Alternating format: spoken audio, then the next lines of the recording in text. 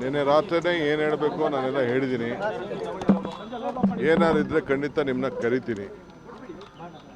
So ಅಂಥದ್ದೇನು ಹೊಸ್ತೇನಿಲ್ಲ. ಈಗ nano conference ಇದೆ, ಅದಕ್ಕೆ ಇನಾಗ್ರೇಟ್ ಮಾಡಬೇಕಾಗಿದೆ. ಕೆಲವು ಎಂಗೇಜ್ಮೆಂಟ್ಸ್ ಇದೆ, ಕೆಲವು ರಿವ್ಯೂಸ್ ಇದೆ. ಎಲ್ಲ ಮಂತ್ರಿಗಳಿಗೆ ನಾನು ಕೂಡಲೇ ನಾಳೆಯಿಂದನೇ ಎಲ್ಲ ಬರ ಪರಿಹಾರಕ್ಕೆ, ಬರ, ಅತಿವೃಷ್ಟಿ, ಅನಾವೃಷ್ಟಿ ಇವಕ್ಕೆಲ್ಲ ಭೇಟಿ ಮಾಡಬೇಕು ಅಂತ ಹೇಳಿದ್ದೀನಿ. ಟೈಮ್ ವೇಸ್ಟ್ ಮಾಡಿಬಿಡಿ ಅಂತ. ಸೊ ನಾಳೆಯಿಂದನೇ ಎಲ್ಲ ಜಿಲ್ಲೆಗಳಿಗೆ ಹೋಗಬೇಕು ಅಂತ, ಎಲ್ಲ ಆಫೀಸರ್ಸ್ಗೂ ಎಲ್ಲ ಸೈಟ್ ವಿಸಿಟ್ಗೆ ಏರ್ಪಾಡು ಮಾಡಬೇಕು ಅಂತ ಇನ್ಸ್ಟ್ರಕ್ಷನ್ ಕೊಟ್ಟಿದ್ದೀನಿ. ಸೊ ಆ ಕೆಲಸದಲ್ಲಿ ಎಲ್ಲರೂ ಕೂಡ ತೊಡಗ್ತಾರೆ, ಎಲ್ಲ ಜಿಲ್ಲೆಗೆ ಹೋಗಬೇಕು.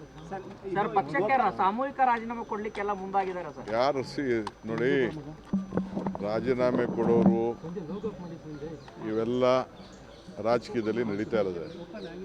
ರಾಜೀನಾಮೆ ಕೊಡೋರ ಬಗ್ಗೆ ಯಾರು ತಡೆಯೋಕ್ಕಾಗಲ್ಲ.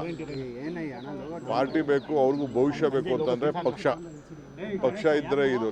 ನನಗೆ ರಾಜೀನಾಮೆ ಕೊಡ್ಬೋದಾಯ್ತಲ್ಲ. ನಾನು ಧರ್ಮ್ ಸಿಂಗ್ ಕಾಲದಲ್ಲಿ, ಬೇರೆ ಕಾಲ, ಸಿದ್ದರಾಮಯ್ಯವ್ರ ಕಾಲದಲ್ಲಿ ಎಲ್ಲ ನನ್ನ ಮಂತ್ರಿಗೆ ತಪ್ಪಿಸ್ತಾರಾದಾಗ ನಾನು ಪರಮೇಶ್ವರ್ ಇಬ್ಬರು ತಾಳ್ಮೆಯಿಂದ ಇರಲಿಲ್ವಾ? ನೆನ್ನೆ ಯಾರು ಹೇಳಿಲ್ವಾ? ನಾನು ವೀರೇಂದ್ರ ಪಾಟೀಲ್ ಕಾಲದಲ್ಲಿ ಬಂಗಾರಪ್ಪನವ್ರಿಗೆ ಕೊಟ್ಟಿರಲಿಲ್ಲ, ಖರ್ಗೆ ಸಾಹೇಬ್ರಿಗೆ ಕೊಟ್ಟಿರಲಿಲ್ಲ, ಧರ್ಮ್ ಸಿಂಗ್ಗೆ ಕೊಟ್ಟಿರಲಿಲ್ಲ. ಅವರೆಲ್ಲ ಚೀಫ್ ಮಿನಿಸ್ಟರ್ಗಳಾಗಲಿಲ್ವಾ? ಇವೆಲ್ಲ ಪೇಷನ್ಸಿಂದ ಈ ಸಂದರ್ಭದಲ್ಲಿ ಇರಬೇಕಾಗ್ತದೆ. Party is very much important. ಯಾರು ರೆಸಿಗ್ನೇಷನ್ ಕೊಟ್ಟರೆ within few minutes I am going to accept. ನಾನು ಈಗಾಗಲೇ ಎಲ್ಲ ನಮ್ಮ ಬೋರ್ಡು, ಕಾರ್ಪೊರೇಷನ್ನು ರಿವ್ಯಾಂಪ್ ಮಾಡ್ತಾಯಿದ್ದೀನಿ. ಎಲ್ಲ ನಮ್ಮ ಆಗಲೇ ಟೈಮ್ ಆಯಿತು. ಎಲ್ಲರಿಗೂ 2 ವರ್ಷ ಅಂತ ಮುಂಚಿತವಾಗಿ ನಾವು ಹೇಳಿದ್ದು, ಮಂತ್ರಿಗಳಿಗೂ ಹೇಳಿದ್ದು. ಅದನ್ನು ನಾವು ಮುಂಚಿತವಾಗಿ 2 ವರ್ಷ. ಈಗ ಎಲ್ಲರೂ ಕೂಡ ನಾನು ರೆಸಿಗ್ನೇಷನ್ ಸಬ್ಮಿಟ್ ಮಾಡಿ ಅಂತ ಅಂದ್ಬಿಟ್ಟು ಬೋರ್ಡು, ಕಾರ್ಪೊರೇಷನ್ಗೆ ಫಸ್ಟು ನಮ್ಮ ವರ್ಕರ್ಸ್ಗೆ ಹೇಳ್ತೀನಿ. ವರ್ಕರ್ಸ್ ಎಲ್ಲ ಫಸ್ಟು ಫಿಲಪ್ ಮಾಡ್ತೀನಿ.